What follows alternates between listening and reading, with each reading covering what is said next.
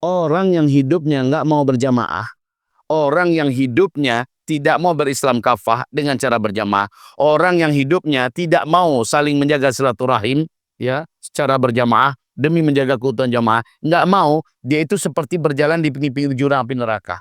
Kalau dia mati pasti jatuh, betul tidak? Kita mau mati tidak? Mati, kita pasti mati. Kalau dalam keadaan kita mati dalam keadaan masih berpecah belah, kita mati dalam keadaan tidak mau berjamaah, kita mati dalam keadaan masih memutuskan tali silaturahim, kita mati ya tidak mau berislam kafah, maka mati kita mati masuk neraka. Assalamualaikum warahmatullahi wabarakatuh. Alhamdulillahi rabbil alamin. والعاقبة للمتقين ولا عدوان إلا على الظالمين أشهد أن لا إله إلا الله وحده لا شريك له وأشهد أن سيدنا وحبيبنا محمد رسول الله صلى الله عليه وسلم لا حول ولا قوة إلا بالله العلي العظيم. Amma ba'du, alhamdulillah, pujian dan syukur kita pada Allah Subhanahu wa taala. Kita ucapkan alhamdulillah bi ni'matihi tatimmu shalihah walhamdulillah ala kulli hal. Salawat dan salam kita untuk Habibillah Sayyidina Muhammadin Rasulillah sallallahu alaihi wasallam. Kemarin kita sudah mentadabburi ayat 102 dari surat Ali Imran tentang panggilan Allah kepada orang-orang yang sudah ada iman agar memasuki Islam ini secara kafah. Dan Islam itu diuraikan oleh Umar bin Abdul Aziz, yaitu iman itu di dalamnya ada 4 dimensi. Yang 4 dimensi itu disebut dengan Islam kafah. Yang pertama faraid, yang kedua hudud, yang ketiga syara'i', yang keempat sunan. Faraid adalah semua yang diperintahkan oleh Allah untuk wajib dikerjakan. Semua yang diperintahkan oleh Allah untuk wajib ditinggalkan, itu faraid. Faraid itu jamak dari fardu. Jadi yang wajib-wajib dikerjakan, yang wajib-wajib ditinggalkan. Nah, itu isi iman itu. Makanya dipanggil cuma orang beriman. Karena asal dia beriman, dia pasti mengerjakan perintah Allah yang wajib-wajib. Kalau dia beriman, dia pasti meninggalkan larangan Allah yang wajib-wajib, yang wajib ditinggalkan. Yang kedua, syara'i'. Apa itu syara'i'? Yang mengandung muamalat, ya, yang mengandung pergaulan sesama manusia. Ada fikihnya di situ. Muamalat, masuki diri kamu dalam muamalat Islam.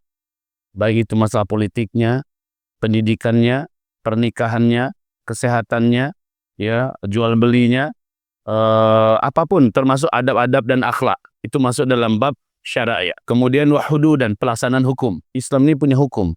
Maka laksanakan hukum itu. Jangan dalam hal ibadah dipakai, dalam hal muamalah dipakai, tapi di bidang hukum ditinggal. Hudud, pelaksanaan hukum. Kemudian wasunanan, amalan-amalan sunnat.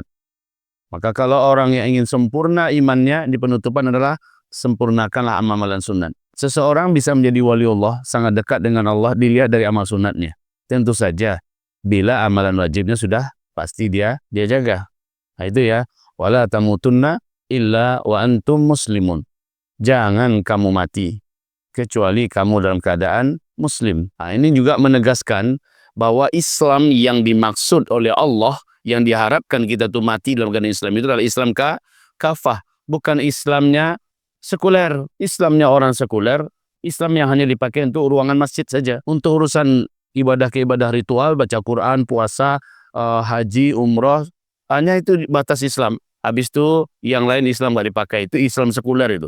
Orang macam ini matinya sudah disebutkan oleh Allah di dalam surat Al-Baqarah ayat 102. Mati, hidupnya di dunia Allah hinakan, matinya nanti dipulangkan ke azab yang sangat ngeri. Kenapa? Karena mereka memecah-mecah ajaran Allah. Gitu ya. Jadi orang beriman dipanggil untuk bertakwa dengan sempurna, yaitu menjalankan Islam secara kafah. Dan ditutup, jangan kamu mati kecuali kamu benar-benar dalam keadaan muslim, yaitu muslim yang kafah. Jangan dipotong-potong agama ini sepenggal-sepenggal. Baik, sudah selesai itu kemarin. Kemudian kita masuk pada ayat yang berikutnya, yaitu firman Allah Subhanahu wa taala di ayat 103. A'udzubillahi minasyaitonirrajim. Bismillahirrahmanirrahim. Wa'tasimu, ikuti, wa'tasimu. Wa'tasimu ini ada 3 artinya. Ada 3 arti wa'tasimu. Jadi coba perhatikan beda bahasa Arab dengan bahasa yang lain. Dalam bahasa Arab, satu lafaz saja diterjemahkan ke bahasa Indonesia bisa sekian banyaknya. Enggak satu terjemahannya ya. Wa'tasimu artinya ada 3. Yang pertama, berpegang eratlah kamu, ya, itu yang pertama. Arti yang kedua, jadikanlah pelindung kamu, berlindunglah kamu, ya.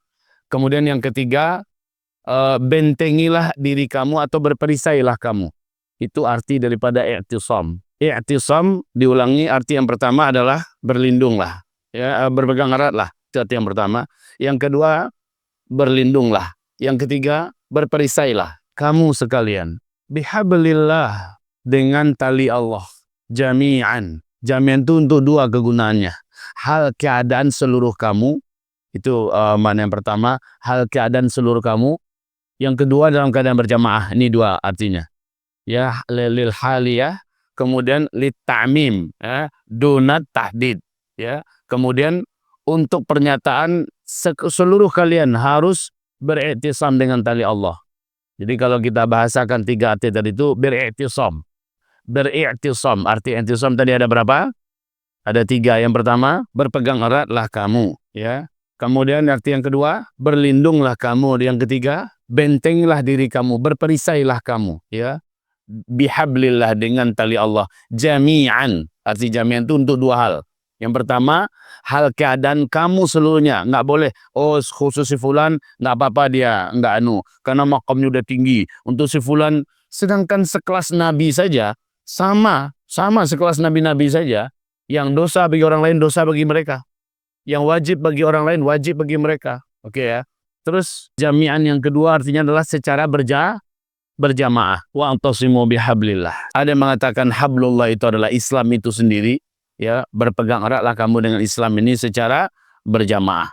Ada juga yang mengartikan dengan artian Al-Quranul Karim, yang masuk dengan hablullah itu adalah Al-Quranul Karim. Yang ketiga yang dimaksud dengan hablullah adalah tali Allah, seperti dalam hadis sahih, Allah membentangkan talinya dari langit ke bumi, dan di dalam tali itu adalah rahman Allah.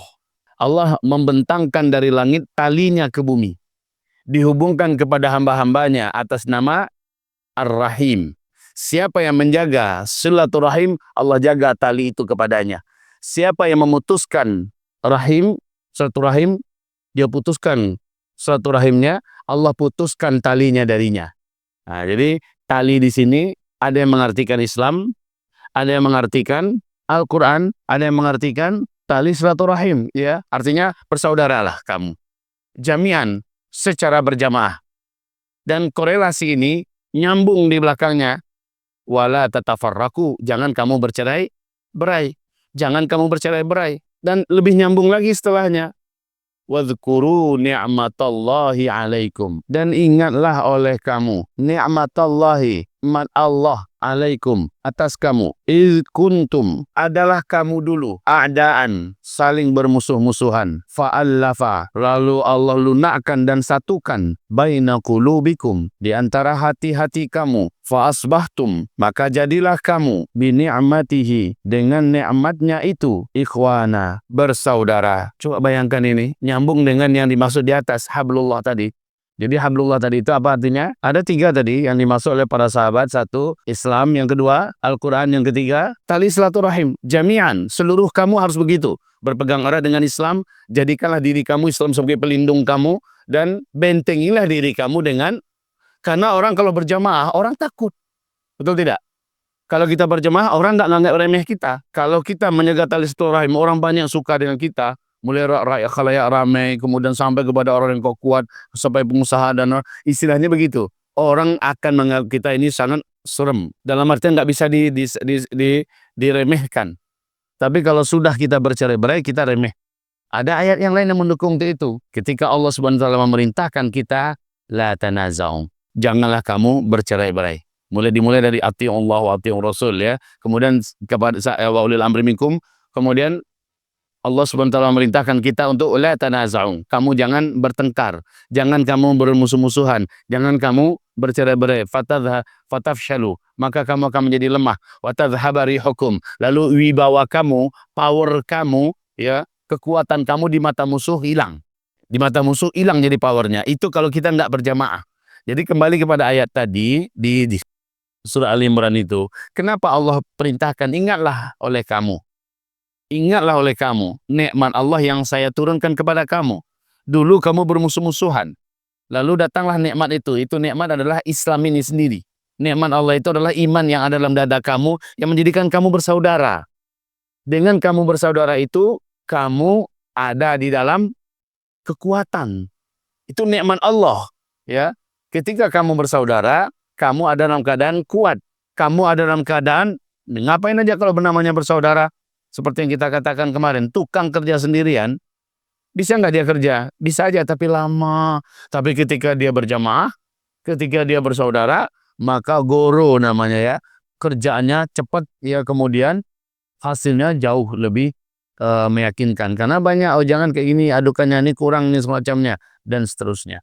Jadi, wadhkuru ni'matallahi 'alaikum. Ingatlah oleh kamu nikmat Allah atas kamu. Idz kuntum a'da'a. Ketika dulu kamu bermusuh-musuhan. Fa'allafa baina qulubikum. Lalu Allah lunakkan dan Allah jadikan hati kamu bersatu.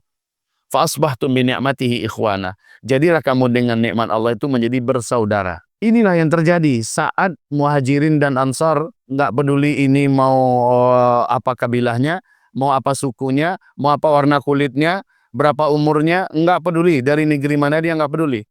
Tapi karena dia orang beriman, Allah jadikan antar satu dengan yang lain saling lindung melindungi, saling jaga menjaga. Jadilah mereka sebuah kekuatan yang disegani di kota Yathrib yang kemudian hari disebut dengan namanya Madinah Al-Munawwarah. Sehingga seluruh faksi-faksi yang bertikai, seluruh kelompok-kelompok dan sekte-sekte yang ada tunduk di bawah payung Islam. Muhajirin dan Ansar yang sebenarnya awal-awalnya para orang-orang Yahudi dan orang-orang munafikin berusaha untuk melemahkan mereka, tidak berhasil terus karena mereka dengan mudah disatukan lagi. Orang beriman itu sangat mudah disatukan, sangat mudah dijinakkan, sangat mudah diajak akur, sangat mudah diajak kompak. Ini orang beriman. Tapi nanti kita baca dalam surah Asy-Syura, karakter orang musyrik itu sulit diajak kompak, sulit diajak akur, sulit diajak bersama. Kabura 'alal musyrikina ma tad'uuhum ilaih. Berat sekali bagi orang-orang musyrik itu apa yang kamu ajak mereka, yaitu ayolah kita kompak, ayolah kita berjamaah, ayolah kita bersatu. Orang musyrik sulit, tapi orang beriman pasti. Kalau orang beriman cepat sekali. Nah, ini adalah nikmat Allah. Hampir saja mereka bunuh-bunuhan itu, Muhajirin dan Ansar selepas Nabi meninggal. Yang ini berpihak kepada Ansar aja karena kami adalah putra daerah asli, kan begitu kan? Kalau yang ini berkata, oh kami Muhajirin, kalau nggak ada kami, nggak nyampe kepada kalian nikmat Islam ini.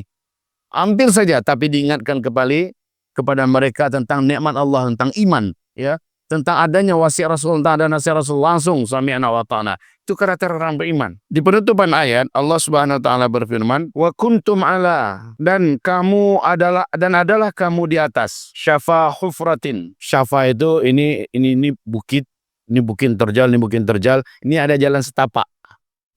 Ya, ini ada jalan setapak. Ini syafa namanya. Sama dengan dinding, terus ada jalan sikit. Ada jalan sikit, orang bisa jalan di sini. Kalau nggak hati-hati tergelincir dia jatuh. Nah, itu syafa namanya. Syafa hufratin minan nar. Di jurang, di pinggir-pinggir jurang neraka. Fa'anqadhakum minha. Maka Allah selamatkan kamu darinya. Orang yang hidupnya nggak mau berjamaah, orang yang hidupnya tidak mau berislam kafah dengan cara berjamaah, orang yang hidupnya tidak mau saling menjaga silaturahim, ya, secara berjamaah demi menjaga keutuhan jamaah, nggak mau, dia itu seperti berjalan di pinggir-pinggir jurang api neraka. Coba dibayangkan, saat jalan di pinggir jurang api neraka, kita pusing, pingsan, jatuh nggak ke dalam neraka? Ketika sedang jalan mendadak mati. Nah, ini dia orang yang masih bertahan untuk tetap berpecah belah. Orang yang masih bertahan untuk tidak mau berislam kafah. Orang yang masih tetap bertahan untuk tidak mau menjaga tali silaturahim. Bertahan dia, saling bermusuh-musuhan, mati dia. Gimana nasibnya? Sementara dia sedang jalan di pinggir-pinggir jurang api neraka. Apa nasibnya? Apakah dia terkapar pas di situ? Pasti jatuh. Ya, pasti jatuh. Antum tonton film Lord of the Ring itu, yang tebing seperti itu, ada jalan sedikit yang bisa setapak orang itu tuh. Ibaratnya gitu, syafa hufrat minan nar. Lah kalau dia pingsan, pasti jatuh. Kalau dia kesilap aja, pasti jatuh. Kalau dia pusing karena dalamnya jurang, pasti jatuh. Kalau dia lemas karena udah kelelahan bawahnya, pasti jatuh. Apalagi kalau mati. Kalau dia mati, pasti jatuh. Betul tidak? Kita mau mati tidak? Mati. Kita pasti mati. Kalau dalam keadaan kita mati, dalam keadaan masih berpecah belah, kita mati dalam keadaan tidak mau berjamaah, kita mati dalam keadaan masih memutuskan tali silaturahim, kita mati ya tidak mau berislam kafah, maka mati kita mati masuk neraka, gitu loh ya. Kamu kayak gitu kata Allah. Dulu kamu kayak gitu. Untungnya ada nikmat Allah, kamu pegang erat-erat nikmat Allah itu sehingga kamu menjadi bersaudara. Kalau dikatakan mana yang lebih afdol? Yang paling afdol adalah yang paling bertakwa. Gitu loh ya. Yang paling afdol siapa? Yang paling bertakwa. Bukan muhajirin, bukan ansor. Kita ini sama-sama beriman. Nah, Allah tadi perintahkan kita wa'tasimu, berpegang erat, berlindunglah kamu, terus berperisailah kamu. Coba bayangkan ini, tiga ini ya dalam kalimat i'tisam. Berpegang erat, berlindunglah, dan berperisailah. Ya. Berlindung dari supaya hampir sama itu sebenarnya tiga-tiga, tapi lebih dirinci lagi sedikit. Berpegang erat, ya. Selama kita berpegang erat dengan tali silaturahim, selama dalam keadaan menjaga jamaah, jami'an, maka insya Allah Ta'ala selama itu kita akan tetap kuat. Bukankah kita dengar hadis Nabi yadullah ma'al jamaah? Tangan Allah ada bersama jamaah. Tapi kalau kita sudah lepaskan jamaah, Allah melepaskan kita dari cengkraman tangan Allah Subhanahu wa ta'ala. Ibaratnya begitu. Berpegang eratlah kamu dengan tali Allah. Tali Allah itu adalah rahimnya Allah yang disambungkan dari langit ke bumi. Siapa yang memutuskan tali silaturahim, dia memutuskan rahim Allah untuk dirinya. Tapi siapa yang menjaga tali silaturahim, dia menjaga rahim Allah untuk dirinya. Begitu. Jadi satu-satu tadi sudah kita bedah. Mulai dari ya ayyuhalladzina amanu taqullaha haqqa tuqatih wa la tamutunna illa wa antum muslimun. Udah kita uraikan tuh satu-satu. Sekarang wa'tasimu bihablillahi jami'a. Jami'a ada berapa maknanya tadi? Dua. Yang pertama, kegunaan jami'a sebagai hal keadaan kamu semuanya. Nggak boleh ada yang kececer. Nggak boleh ada pengkhususan. Si anu nggak apa-apa nggak itisam dengan tali Allah. Si anu nggak, karena makamnya udah sampai ke makam hakikat ma'rifat, maka dia tidak perlu lagi berpegang erat dengan tali Allah. Akan ada keyakinan beberapa kelompok. Karena makamnya udah sampai ke makam hakikat, makam ma'rifat, maka untuk dia nggak wajib lagi sholat. Untuk dia nggak berdosa lagi kalau berzina dan sebagainya. Mana ada begitu? Jami'an. Kemudian makna jami'an yang kedua apa? Ya, secara berjamaah. Kamu memegang tali Allah ini secara berjamaah. Kamu memegang Islam ini, menjalankan Islam ini secara kafah harus berjamaah, gitu loh maksudnya. Kamu dalam rangka melindungi diri kamu agar tidak menjadi sasaran empuk oleh musuh, melindungi diri kamu dari api neraka Allah, harus tetap menjaga jamaah, begitu. Ya, itu artinya. Dan itu nyambung banget nanti dengan ayat berikutnya ya, wa takum minkum ummah. Nyambung sekali itu dari awal ya ayyuhalladzina amanu taqullah sampai kepada wal takum minkum ummah. Begitu.